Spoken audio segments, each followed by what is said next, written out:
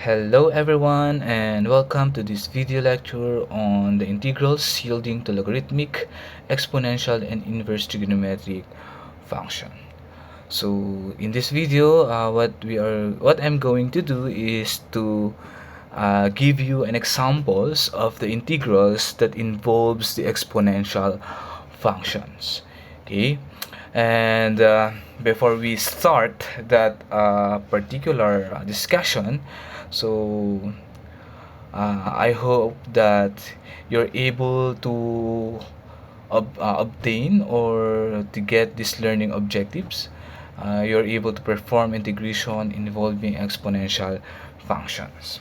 Okay, so again, before we start my discussion, or before I start giving an illustration for the example of the integrals that involve exponential function, so let us first review what do we mean by natural exponential function and some properties that we have to this particular function. So as you can see in the left side of your screen, so here is the definition of the natural exponential function. So let me read. The natural exponential function, it is the inverse of the natural logarithmic function. Thus for any real number x, we have y equals to e raised to x is defined to be a number for which ln of y is equal to ln of e raised to x equals to x. Okay?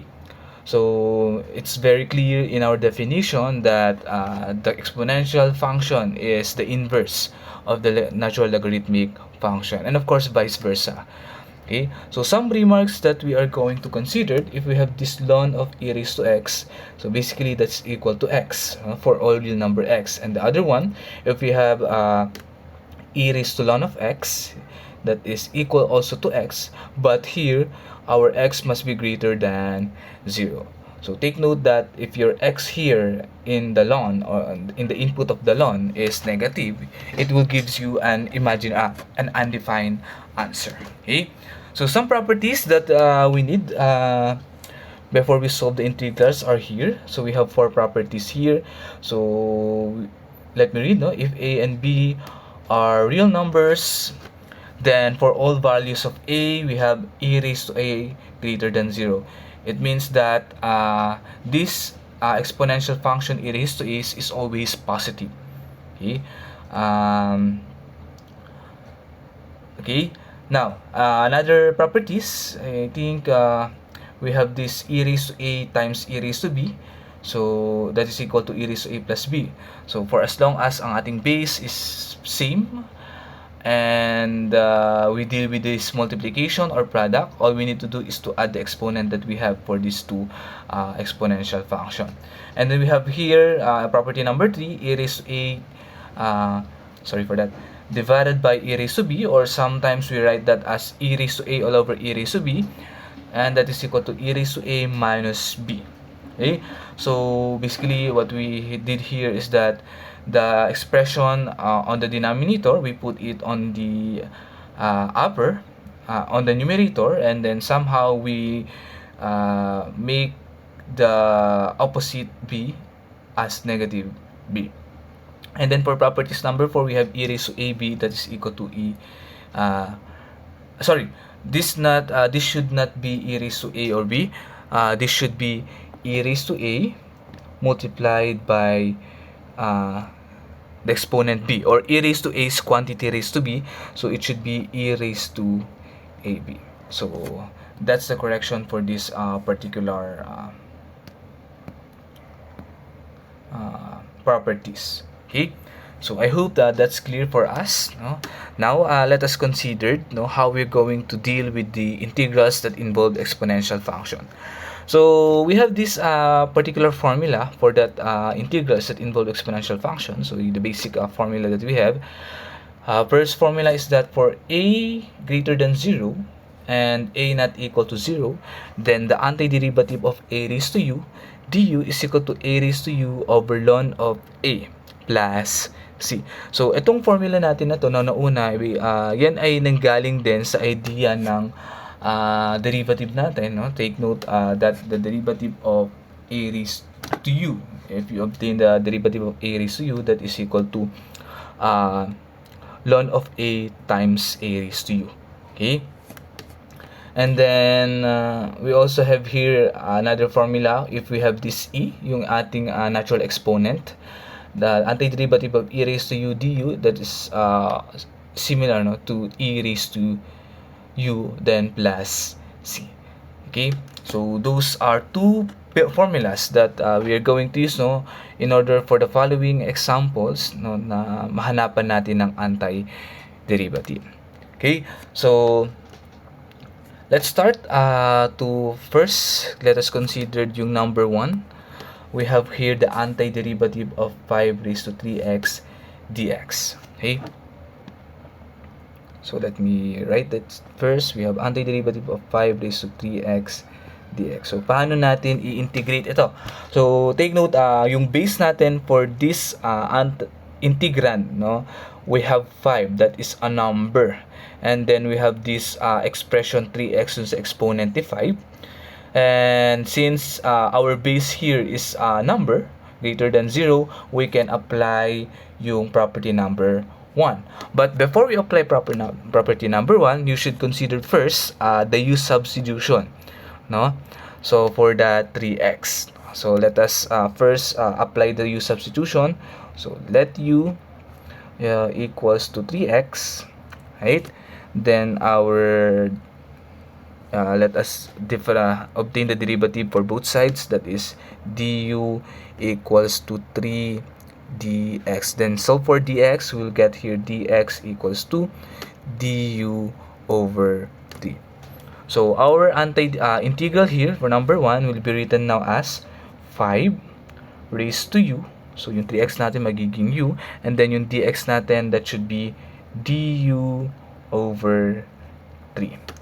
So we have here a 1/3 that is constant. Ilabas natin siya sa antiderivative natin or integral. So we have 1/3 times the integral or the antiderivative of 5 raised to u du. And then apply natin yung property number 1. So we will have there 1/3 multiplied by, so we have a raised to u, so we just copy 5 raised to u, and then we put on the denominator of this fraction yung ln of 5. Okay, so we have this ln of 5, then plus c. So as we can see, we have here let us simplify it. We have a 5, yung u palitan na natin ng 3x, so 5 is to 3x all over 3 ln of 5, and we just need to add plus c. So this is the antiderivative for number 1, applying yung ating formula number 1. Okay, now for number 2, we have the antiderivative of 3 raised to 2x times 3 raised to 3x dx. So in this case guys, hindi natin pwedeng paghiwalayin itong expression natin kasi it involves product, no? Okay sana kung positive, kung ito ay sum of two expression, but again, this one is not equal to saying that you do this one, so hindi siya equal sa ganitong integral, no? We have to do a product kasi in the first place sa derivative wala tayong ganitong wala tayong ganitong properties ng derivative. So what can we do here in order for this one to obtain, no? Para ma-obtain natin antiderivative, let us use or balikan natin yung property na meron tayo sa exponential function. So take note kasi here that our base is 3, no? So gagawin lang natin dyan is pag-combining yung ipag-combine natin yung exponent nitong 3 natin. Okay? So by adding that 2x and 3x, of course. So itong ating antiderivative or integral will be written as 3 raised to 2x plus 3x, that is 5x dx. Okay? And then again, apply natin yung u substitution. So we let u equals to 5x, no? Yung exponent ni 3, yun ang ating let u. Then obtain the derivative of the both sides of the equation. We'll get du equals to 5 dx. Then solve for dx equals to 1/5 du, or du over 5. So it depends, no, on what you want to write this one. Then we will write now yung ating antiderivative as 3 raised to u times 1/5 du. Then yung 1/5 labas natin, 1/5 times the antiderivative of 3 raised to u du. So 3 raised to u is using property property formula number 1. So we have 1/5 multiplied by 3 raised to u over ln of 3 plus c. Okay, and we have here now 3 raised to u over 5 ln of 3. Okay, so as you observe, in fact, yung plus c, don't forget. In fact, if you can look dun sa ating denominator, no, well, we can write that as this one. So let us recall lang yung sa properties ng ln natin. If you have this x ln of gamitin natin n. N times ln of x, we could write this as ln of x raised to n. So pagsamahin, i-simplify lang natin yung nasa denominator. So it will gives us 3 raised to u over ln of 3 raised to 5, of course, plus c, and this gives us 3 raised to, of course, yung u ibalik natin sa original number mo, that is 5x. So we have 3 raised to 5x all over ln of 243, then plus c. So that's how we obtain the antiderivative, and of course by simplifying yung ating denominator na 5 ln of 3. We can also do that for the example number 1, no? Siguro para iparehas natin sa number 2, let us first apply that here. So bago tayo mag-proceed sa number 3. So this one, we will have now 5 raised to x over ln of 5 cube plus c. And what is ln of what's 5 cube? So that is 125. So we will have 5 raised to x times ln of 125 plus c. So yan, para maging consistent yung mga sagot natin. Okay. Now, to solve for number 3, okay, let me copy first the given. We have here the antiderivative of 2 raised to 2x over 2 raised to 5x dx. Okay, so let us obtain the antiderivative of this integral. But first, we need to use yung properties of exponential function, no? Sorry for this spelling of exponential function. Nagkalimutan pala tayo ng n dito. Kalimutan natin. So, ayun. Let's apply yung property number 3. No? Magkakaroon tayo ngayon ng 2 raised to 2x minus 5x. So, nagawa natin to because the base of the two exponential function is the same. And then, we apply yung property ng exponential function. So, this gives us 2 raised to negative 3x dx. So in this case, negative yung exponent natin, but don't you worry. You can still use yung substitution, no? So isama natin yung negative yan sa pagle-let u. So we have let u equals negative 3x. Then obtain the derivative for both sides. Du is equal to negative 3 dx. Solve for dx, so we have dx equals to negative 1/3 du. Okay, so yung expression natin yon, yung integral natin, will become 2 raised to u multiplied by negative 1/3 du. Of course, and then alabas si negative 1/3, so we have negative 1/3 antiderivative of 2 raised to u du. Then apply yung formula number 1 natin. This gives us negative 1/3 multiplied by 2 raised to u over ln of 2 plus c. Now, so yung negative, iwan na natin sa labas, but this 3 here, gawin natin siyang exponent ng 2 natin dito sa ln. So we have now here, and of course, yung 2 raised to u, ibalik na natin sa original na value yung yun, no? That is 2 raised to negative 3x over, magkakaroon tayo, of course, negative, 2 raised to negative 3x over ln of 2 cubed plus c, and then this gives us negative 2 raised to negative 3x over ln of 8 plus c. So for the final answer, yung simplify natin yung negative exponent, we will have here negative 1 over 2 raised to 3x ln of 8 plus c. So guys, sa pagsulat po ng ln, no, na value, ihuli nyo isulat ito, si ln of 8. No, first nyo munang isulat itong 2 raised to 3x bago si ln of 8 para hindi confusing.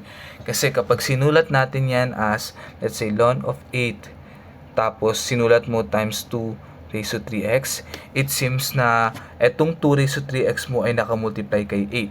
No, kaya avoid natin yung way ng pagsulat ng ganitong expression. So, mas possible, ihuli natin yung ln, no, if we have an answer dun sa ln. Okay? So, this is the antiderivative for number 3.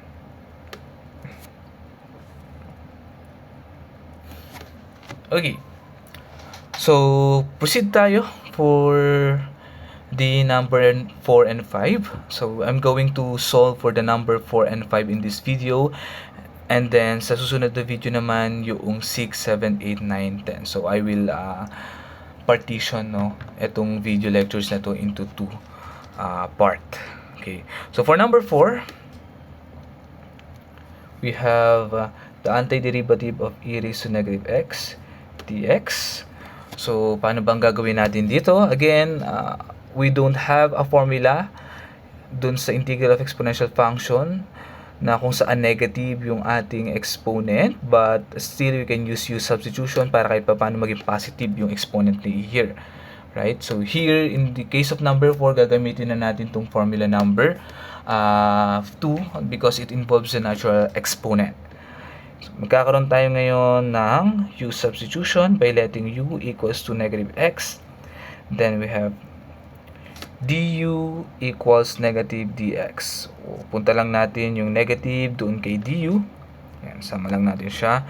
And then our expression now will be can be write as the e raised to u times negative du. So labas si negative times the antiderivative of e raised to u du. So this gives us negative e raised to u plus c, no? Apply na natin yung formula number 2, then ibalik lang si u kay negative x. So we have negative e raised to negative x plus c, and then simplify the negative. This gives us negative 1 over e raised to x plus c. So yun yung antiderivative ng e raised to negative x. Okay, for number 5,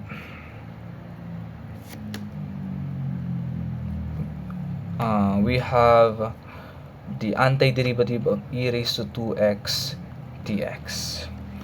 So again, apply lang naman natin dito yung formula number 2 naman, and then still use substitution, no, makakatulong sa atin sa pag-integrate nito. So we let u equals 2x, exponent natin, then du is equal to 2 dx. So for dx, we have dx is equal to 1/2 du.